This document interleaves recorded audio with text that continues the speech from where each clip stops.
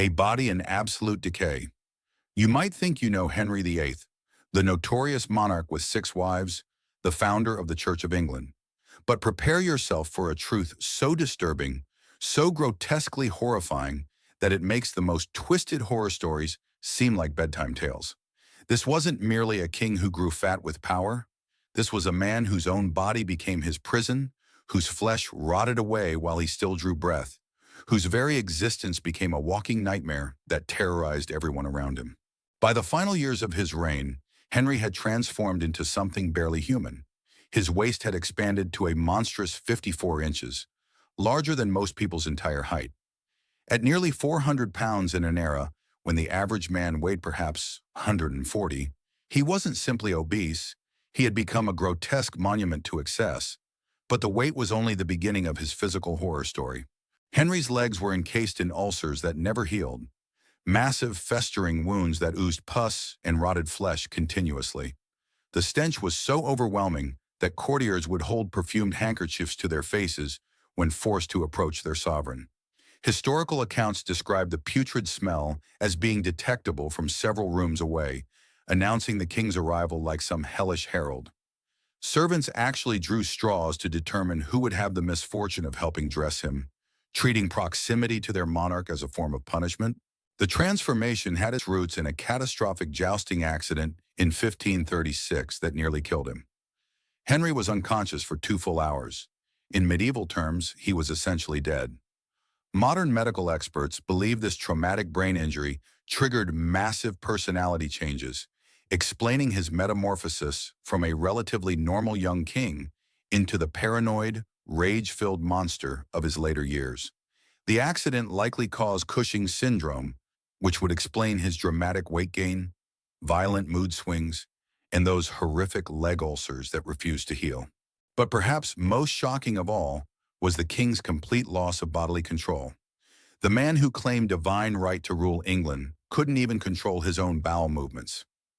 Royal attendants had to carry special chairs everywhere he went because Henry could barely make it from room to room without having an accident.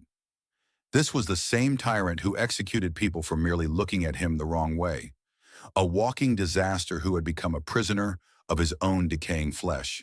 Wives who endured hell on earth.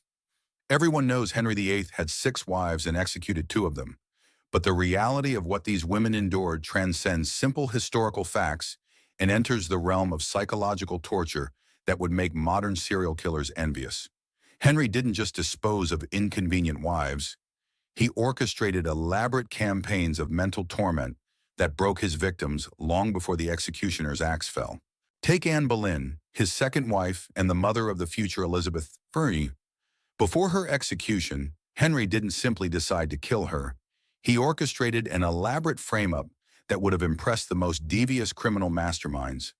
He forced her own musician to confess under torture to having an affair with her, knowing full well the accusations were fabricated.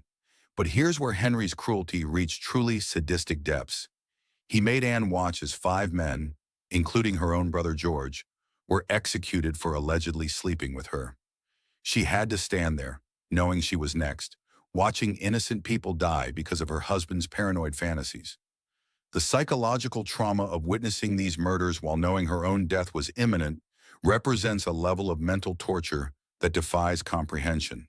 Catherine Howard, his 5th wife, got it even worse.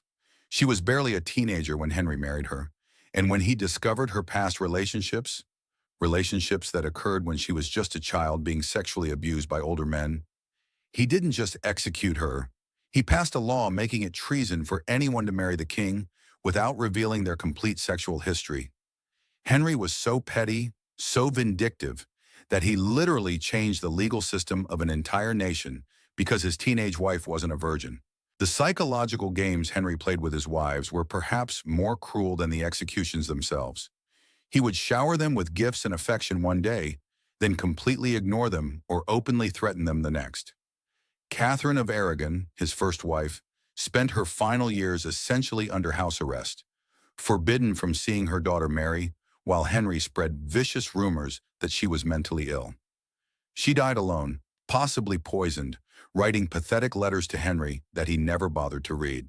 Henry actually forced his wives to sign documents agreeing to their own divorces or annulments. Anne of Cleves was so terrified of him that she agreed to pretend their marriage had never happened, thanking him for the privilege of not being murdered. And Jane Seymour, considered the lucky one who died of natural causes, died from complications after giving birth to Henry's son Edward. Henry was already eyeing up his next wife before Jane's body was even cold, waiting exactly 9 days after her funeral to start planning his next marriage. The most horrifying aspect of these women's ordeals was that they had absolutely no escape. Divorce wasn't an option, running away meant death, and fighting back meant not just their own execution, but potentially the destruction of their entire families. These women were trapped in a nightmare with a monster who treated human beings like disposable objects, discarding them the moment they ceased to amuse or serve his purposes. Gluttony as a form of madness.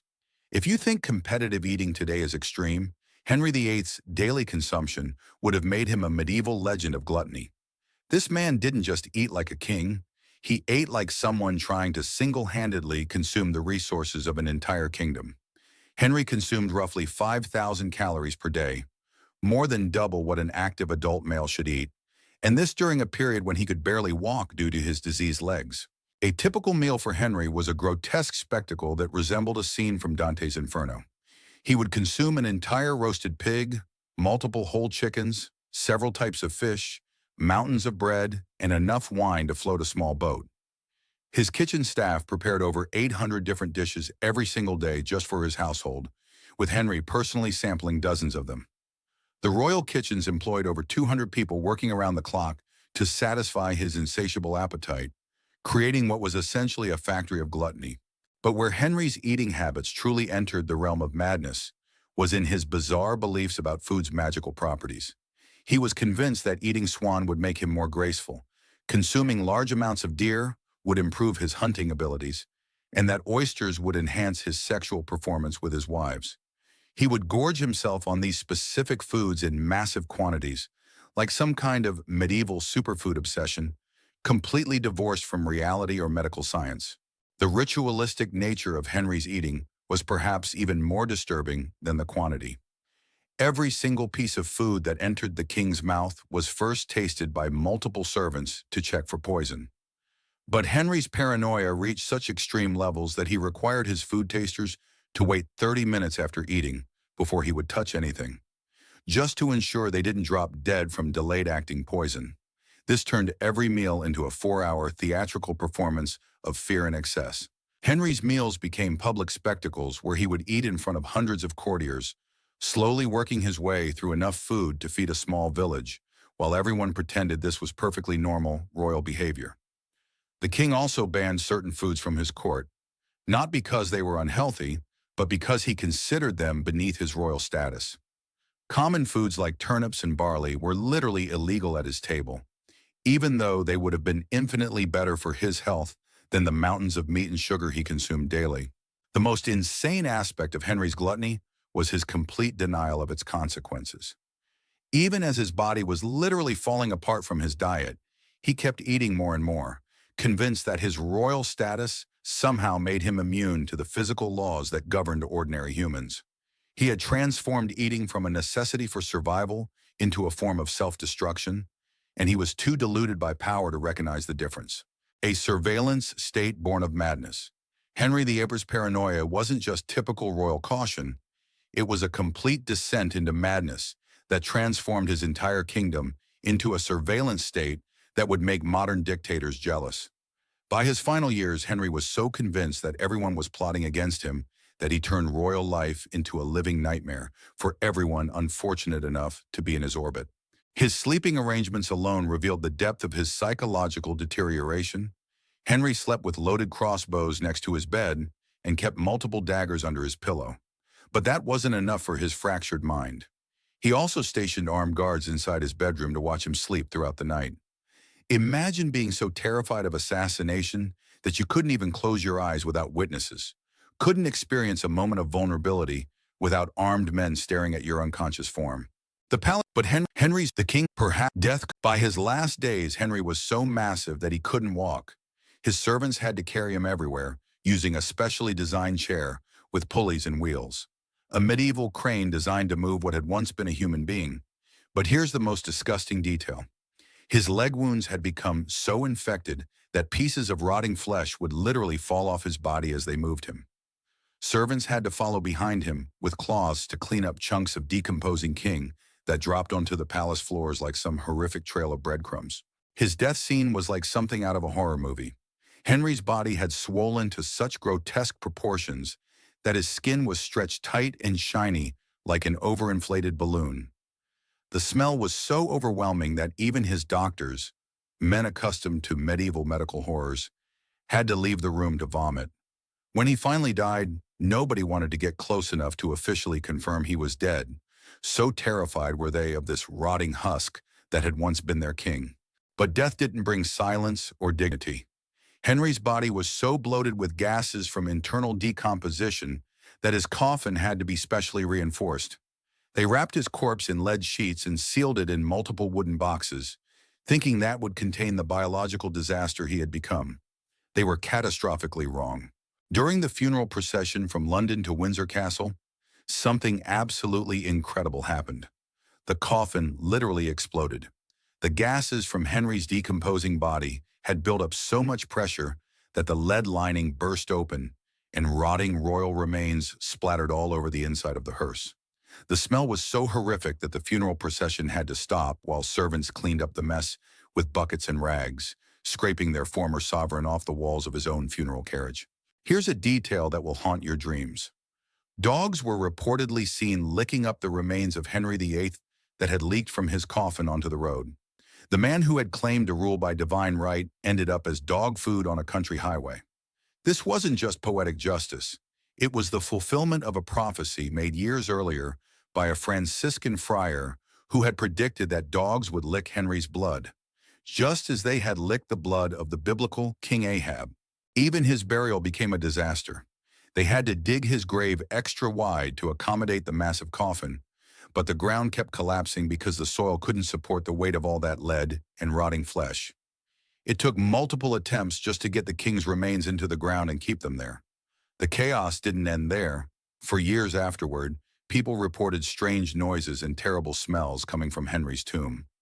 Some claimed it was his ghost, but historians think it was probably just more gases escaping from his continuously decomposing remains. The death was so traumatic for everyone involved that several of the servants who handled his body died within weeks, possibly from infections they caught from contact with his rotting corpse. Even in death, Henry VIII remained a source of destruction, claiming final victims from beyond the grave.